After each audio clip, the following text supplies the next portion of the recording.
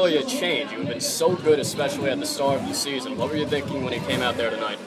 I mean, I think it's a process. Every outing you're trying to get better. Stepped on that mound. I didn't think about the last, two outings. So I just went out there, tried to get 3 outs. Me and the catcher were really on the same page tonight. Again, like we've been all year, and things just went well tonight. When you step up to the mound, what is your approach? How do you approach your pitch selection? I'm a guy that goes right at people. I go with my best stuff against what they have, and I try to pound the zone early and often. Get quick outs. Strikeouts do come. Sometimes, but that's not my main point up there on the mound. I'm just trying to get outs. So I'm just trying to pound the zone early. Going from setup with LSU to closing here, is that a difference, or has it not really been a big deal? I threw in big innings at school, and it's the same thing here. You don't want to give up runs no matter you're throwing in the 7th or the 9th, so it's not too big of an adjustment. It's, just trying to get 3 outs.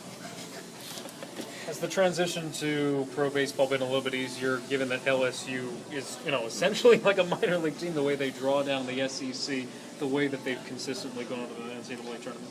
Yeah, we run a very disciplined program at LSU, and that's carried over to here. I feel that I was really well prepared.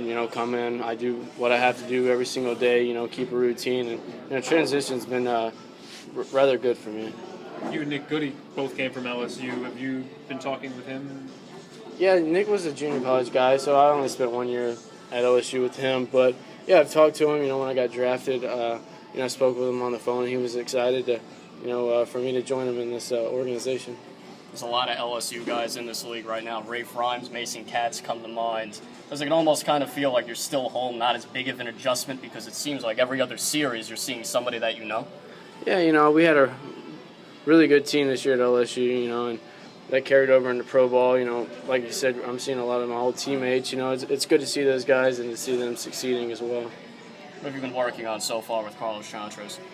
Carlos is, obviously he's a really good pitching coach, and I just try to take the little things every single day, find small improvements every single day. We haven't, done any major mechanical stuff, but a lot of the mental side of pitching, or a quick step, little things like that. Do you feel like at some point when this team was really struggling about 2 weeks ago that it started to weigh on everybody mentally? I think that, Coach Pope, he runs a really good, clubhouse. I think the guys are staying loose, they're staying motivated, they're staying focused, and, I think things are turning around for us. We're going out there trying to get the job done every single night, and, it's the same thing for us every single day. Is there a different mentality for you when you are in setup relief as you were in LSU as opposed to closing here in the minor league level in professional baseball? Like I said before, you go out there, whether it's the 7th or the 9th, and try to get the outs. We played in big crowds at LSU. The crowds haven't really carried over to here yet, the minor leagues, but, that wasn't a big deal for me. I was more just focused on, getting the outs, same intensity, whether it's 10 people or 10,000, So, it hasn't been too bad of a transition. What adjustments do you have to make when you get a runner on base, or you have to pitch out of a jam and it is a 1-run lead or a 2-run lead in the tying run, or a go-ahead run comes to the plate? Does your approach change at all? Does your mindset change at all? Like I said before, I'm just trying to go at guys. So whether there's a guy on, first or second, all I'm thinking about is, not letting that guy score, trying to make the big pitch and, get out of the inning, with the 0 any way I can do that. How do you handle blowing a save or having one of those nights where you just don't have it and next day you got to have a short memory? Is that how you approach it as a closer? How I approach it is, I set goals every single day, whether it's coming to the field, doing my little routine stuff, so at the end of the day when I go home, I know I'm successful, whether it was on the field or not. I don't obviously let, the success on the field get to me, whether it's good or bad. I kind of do what I do every single day, and when I go home, I know what I gave my best. Thank you, Nick. Yeah. Thanks, Nick.